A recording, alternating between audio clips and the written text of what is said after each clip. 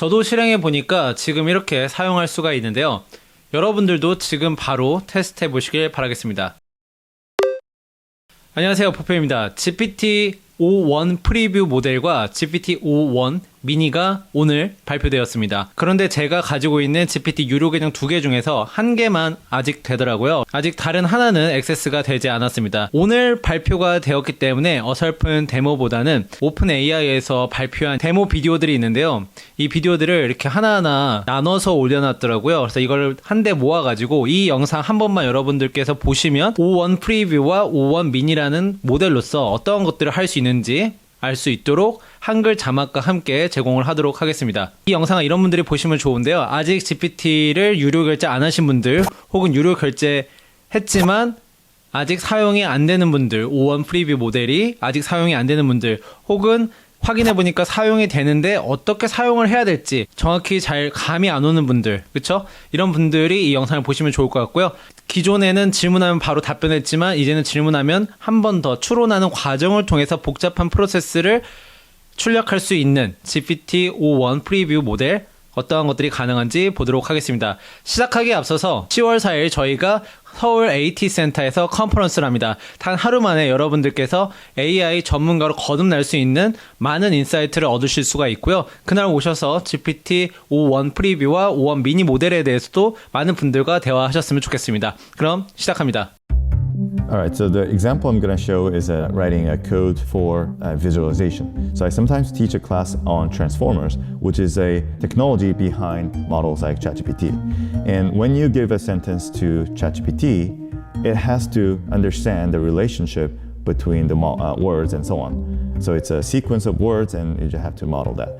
And transformers utilize what's called a self-attention to model that. So I always thought, okay, if I can visualize this self-attention mechanism and with some interactive components to it, it will be really great. I just don't have the skills to do that, so let's ask our new model, O1 Preview, to help me out on that. So I just typed in this command and see how the model does. So unlike the previous models like GPT-4o, it will think before outputting an answer. So it started thinking. As it's thinking, let me show you what are some of these requirements. I'm giving a bunch of requirements to think through. So first one is like, use an example sentence, the quick brown fox. And second one is like, when hovering over a token, visualize the edges whose thicknesses are proportional to the attention score. And that means just if the two words are more relevant, then have a thicker edges and so on. So the one common failure modes of the existing models is that when you give a lot of the instructions to follow, it can miss one of them. Just like humans can miss one of them if you give too many of them at once. So because this reasoning model can think very slowly and carefully, it can go through each requirement in depth, and that reduces the chance of missing the instruction. So this output code, let me copy paste this into a terminal. So I'm going to use the editor of 2024, so Vim HTML. So I'm just going to paste this thing into that and just save it out. And on the browser, I'll just try to open this up, and you can see that when I hover over this thing, it shows the arrows, and then quick and brown and so on. And when I hover out of it, it goes away. So that's a correctly rendered version of it. Now when I click on it, it shows the attention scores as just as I asked for. And maybe there's like a little bit of rendering, like it's overlapping, but other than that, it's actually much better than what I could have done. Yeah, so this model did really nicely. I think this can be a really useful tool for me to come up with a bunch of different visualization tools for my new teaching sessions. The first example I have is very simple. This just counting the letter R's in a word strawberry. So let's start with the traditional, like existing model, GPT-4o. So as you can see, the model fails on this. There are 3 R's, but the model says there are only 2 R's. So why does this advanced model like GPT-4o makes such a simple mistake? That's because models like this are built to process the text not with the characters or words. It's somewhere between, sometimes called a subword. So if we ask the question to a model, a question that involves understanding the notion of characters and words, the model can really just make mistakes because it's not really built for that. So now let's go on to our new model and type in the same problem. This is the O1 preview, which is a reasoning model. So unlike the GPT-4o, it starts thinking about this problem before outputting the answer. And now it outputs the answer. There are 3 R's in the word strawberry. So that's the correct answer. And this example shows that even for seemingly unrelated counting problem, having a reasoning built in can help avoiding the mistakes, because it can maybe look at its own output and review it and just be more careful and so on. Yeah, let's maybe demo a game, right? Can we implement a small game on HTML? What game do you like the most? Let's go old school, Snake. Oh, nice. Snake is a brilliant choice. Okay, let's try it out, shall we? Let's implement the snake, which is HTML, JS, CSS. Maybe let's use WASD to control the snake. Let's hit enter.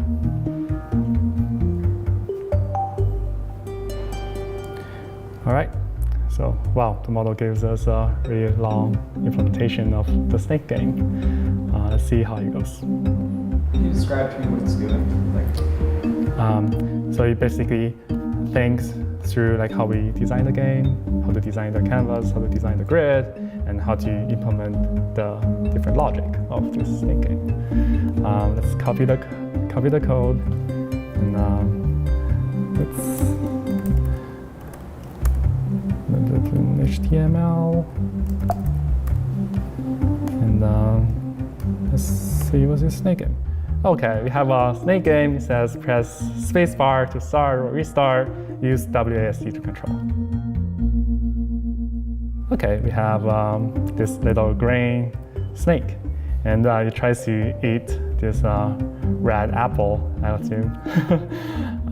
Okay, let's make it more spicy. Let's make it harder. Yeah, let's make it harder. What are the options in your mind?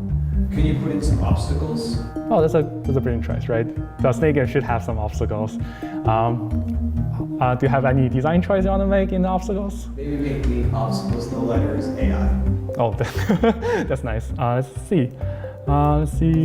Tell this model to add some obstacles, and they should form the letter AI.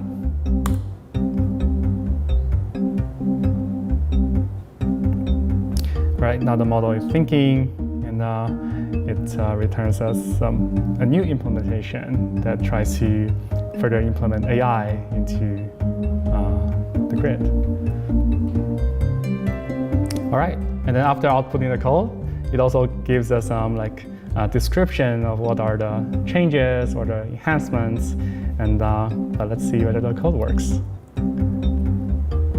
All right, now it actually looks like a giant AI on the screen, and there are all the obstacles. So it's really cool, right? Very cool. Yeah. It's exciting. Yeah, it's a very exciting and smart model. And as you see, that the model really tries to see or try to think about all the instructions I give to the model, and tries to follow instructions, and try to correct its own errors. So the example I'm going to try out is almost a code cracking of a badly corrupted Korean sentence. So here I pasted in the prompt, and I'm asking the model to translate this badly corrupted Korean sentence to English. And as you can see, this is not a valid Korean sentence. So let's start with the existing model, GPT-4o, and see how it does.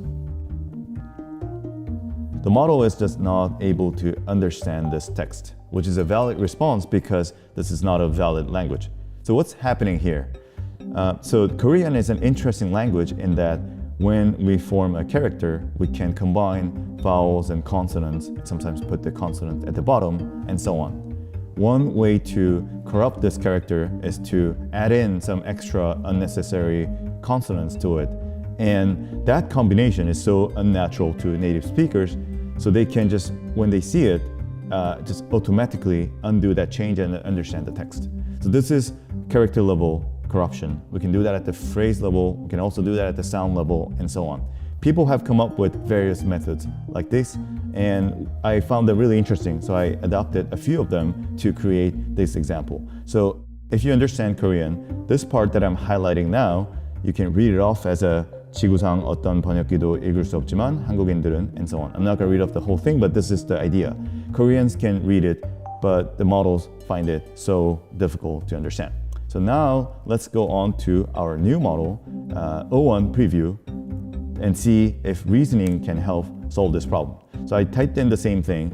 Unlike GPT-4o, this model starts thinking through this problem before outputting the answer. So it's decoding the garbled text. So that's actually the right approach, because this is, I gave a translation task, but the underlying task is actually decoding this problem. So it started off with the right path, and then I'm examining this text, deciphering the text. Deciphering is actually the right verb to use here, enhancing the translation, and then actually it starts unpacking some part of it. So here, 모음과 자음의 다양한 변환으로, and so on. This is already an decrypted part of this, and then once the model figures it out, that part, everything else is just easy enough. So it does the other sentence too, and so let's close this thought. So it thought for 15 seconds. The final translation, the model output is, no translator on earth can do this, but Koreans can easily recognize it. There's a method of encrypting Hangul by inputting various transformations of vowels and consonants. It creates a way to make it look different on the surface. It can even confuse AI models.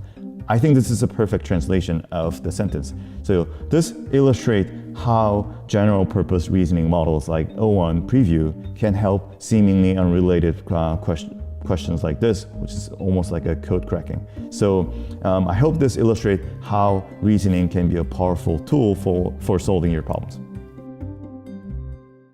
I really like this puzzle because it's been a puzzle from a computer game I've been playing as a kid. The riddle reads as, a princess is as old as the prince will be when the princess is twice as old as the prince was when the princess's age was half the sum of their present age. Even if it even reads hard, it's kind of like it takes a while for a human to understand and translate this problem into how to actually solve it. The question is, what is the age of the prince and the princess? And let's ask our reasoning model how it will do with that. And again, we can observe a little bit its thinking process through like decoding the problem, understanding what are the equations that the ages of prince and princess need to fulfill, and let's see for how long the model will need to think about it. Just similarly as humans sometimes think longer and shorter on a problem, our models do the same thing, and after a while, I hope the model will give us a correct answer here. The model is still thinking about it. It's not the easiest problem, but we got the answer just right now. The model also walks us through the solution. In this case, what are the variables, what are the conditions, how to translate this problem into English, and how to solve those equations where they are just real time.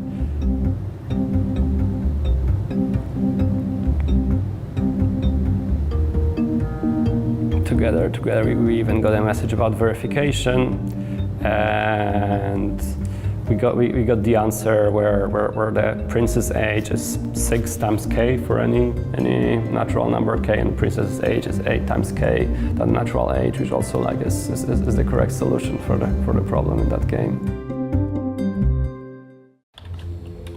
I can kind of easily follow the reasoning. I don't need to trust the result. I can just look, what did it do? Who are you? Oh wow, who are you? Very big question. I'm Mario Krenn. I'm a quantum physicist. So quantum physics is the study of the smallest particles. I want to understand how the world works. Here I would ask a question about the application of a certain quantum operator, which I know previous models like GPT-4 would very likely fail in this task. But here, in contrast to answers from GPT-4, this one gives me very detailed mathematics. This is correct. That makes sense. Here, I think it tries to do something incredibly difficult.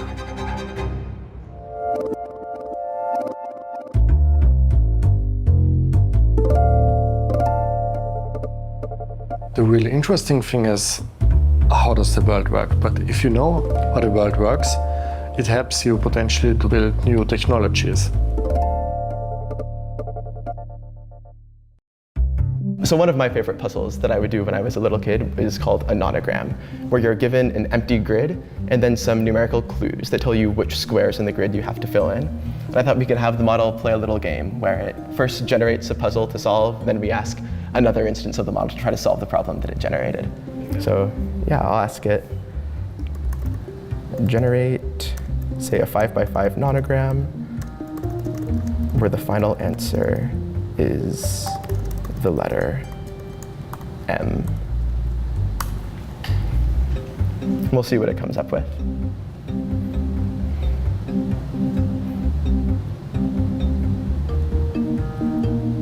All right, we see it just gave us a little puzzle. We'll go ahead and copy this, open up another window of O1, ask it, solve the following puzzle, and let's say, visualize the answer in some pretty way. Why not? This puzzle doesn't look like it's too hard, but the way that a nonogram works is for each row and each column, you're given a list of numbers, and the numbers tell you how many squares are filled in. And if the squares are consecutive, then you'll see like a 2 for 2 consecutive squares. If there's a space between them, you'll see a 1, 1. And so you're supposed to just try to figure out which squares do I indeed have to fill in. And it looks like the model got this right. Illustrated a nice little letter M. But I think one of the things that is like nice about examples like this is it's similar to like Sudoku or a crossword, for example, where you have to kind of make a guess and then see if that's a right guess or a wrong guess, and then backtrack if you get it wrong. And so any type of task where you kind of have to search through a space where you have different pieces pointing in different directions, but there are mutual dependencies, so you might get a bit of information that tells you that these two pieces contradict each other. Like a model like O1 is really good at trying to refine the search space here.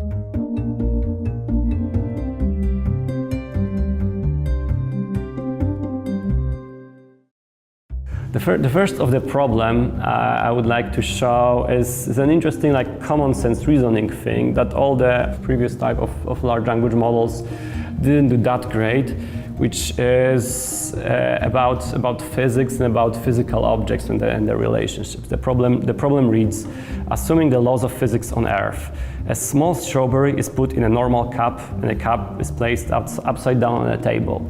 Someone then takes the cup and puts it inside the microwave. Where is the strawberry? And explain the reasoning behind it. It's a simple problem. Every human will know straight away what is the answer, but it's something that language models are struggling a little bit, and then we can see how does this model do it. And we can also like a little bit have a glimpse on what is happening in the head of the model, and we also get a pretty nice answer of like, you know, what happened, why it happened in this particular scenario. The model needed to spend a little bit more time thinking about it and analyzing what did actually happen there. It couldn't. The model has a bit of a harder time thinking, especially about like scenarios involving physical objects, and then you need a little bit more time thinking for that. It takes a lot of effort to build code that runs consistently and works very well, right? And I think the thing that's really, really exciting now is every human is going to be able to build way more. And there's so much more to build, and that's what gets me really excited. Yeah, I'm Scott Wu. I'm the CEO and co-founder at Cognition. The thing that's interesting about programming is that it's changed in shape like over and over the last 50 years. Programming used to be punch cards, and people used to, that was how it was first done, right? Along the way, there were all these different technologies of the internet and cloud and mobile and so on. I'd say as a whole, it's only gotten easier to produce code and to produce real programs. Being able to write code out line by line is one thing, but also being able to understand and interpret logs, being able to navigate and run commands that actually, affect the real world is a big part of programming. This new model O1 is really able to process and make decisions in a more human-like way. We're getting a glimpse into a new generation of models. We worked closely with OpenAI on iterating on it and giving our feedback and testing it out. What we found was that O1 was just incredible at this kind of reasoning. I guess I should explain what Devin is and stuff from the beginning. Yeah. Okay, cool. Yeah, so, at Cognition AI, we're building Devin, the first fully autonomous software agent.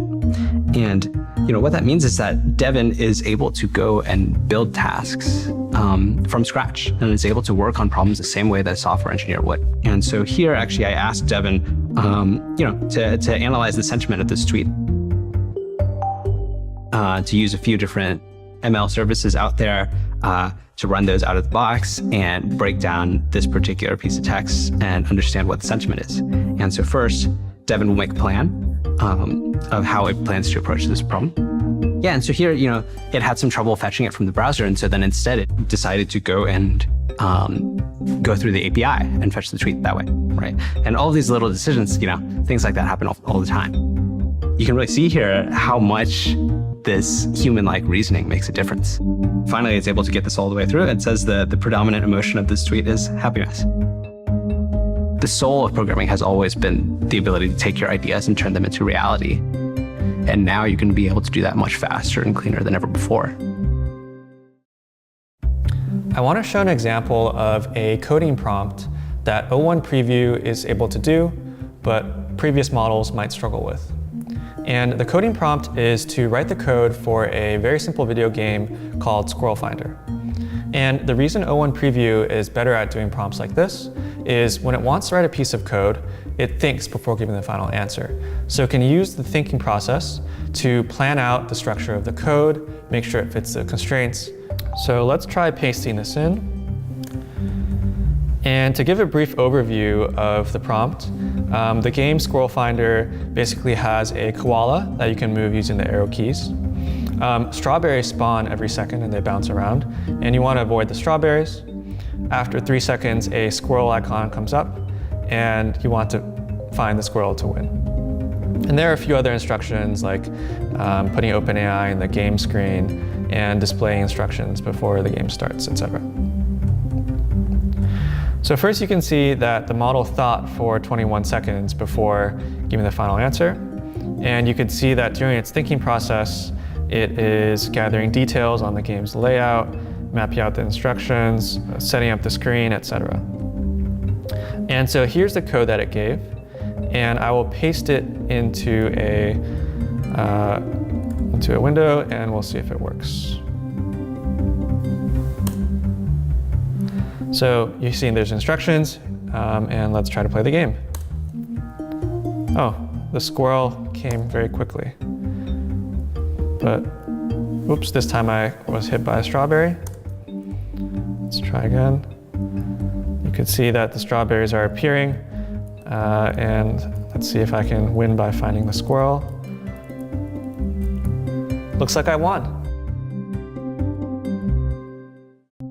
So I want to talk about a prompt that GPT-4o really struggles with, but our new model, O1 Preview, can do pretty well. And the prompt is simple. It's write a 6-line poem about squirrels playing koalas at soccer that meets the following constraints. In line 2, the last word should end with I. In line 3, the second word begins with U. In line 5, the second to last word is eucalyptus. And in the final line, each word has 2 syllables. So first we'll try with GPT-4o. And we'll see that the answer from GPT-4o meets some of the constraints, but not all of them. The reason it's hard for GPT-4o is it has to get it correct on the first try. It can't check that it meets the constraints and then revise the poem. Now let's try the same poem, with O1 Preview. And we'll see that differing from GPT-4o, O1 Preview starts thinking before giving the final answer. And you can view a summary of the thinking process of the model. So first you could see it's starting to think about different words for rhyming. Then you could see it wants to make sure the last word matches I. It thinks about words like alibi. It's analyzing word endings and it's thinking about words like ski. Then it's piecing together phrases, but it thinks they don't quite fit. It's thinking about phrases where the second word starts with you. Then it's tweaking the words to fit the two-syllable rule for line 6. It's digging into various two-syllable word combinations. Then it's checking whether the poem aligns with all the guidelines. It's working through the poem to analyze the soccer aspect. And now let's look at the final poem. So in the second line, the word safari does end with I. In the third line, the second word unleash does begin with you. In the second to last line, eucalyptus, the second to last word is eucalyptus. And finally, in the final line, under moonlight creatures scatter, indeed each word has 2 syllables. So this is an example of a prompt where, because the model can generate candidates and do reasoning before giving the final answer, it's able to give a higher quality response.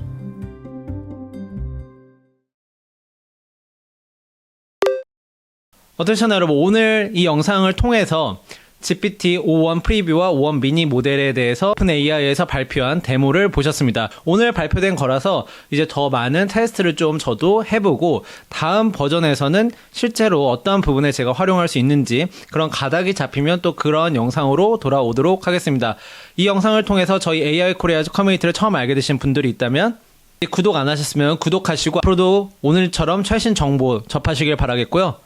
저희가 뉴스레터도 운영하고 있으니까 뉴스레터도 무료 구독해서 놓치지 않으셨으면 좋겠습니다. 마지막으로 10월 4일 서울 AT센터에서 단 하루 만에 AI 전문가 되는 인사이트 그 기회, 네트워킹까지 그 기회를 놓치지 않으셨으면 좋겠습니다. AI 스타트업, AI 사업, 혹은 AI 아티스트, AI로 무언가를 하시고 싶은 분들은 비즈니스 카드 들고 그날 오시면 되겠습니다.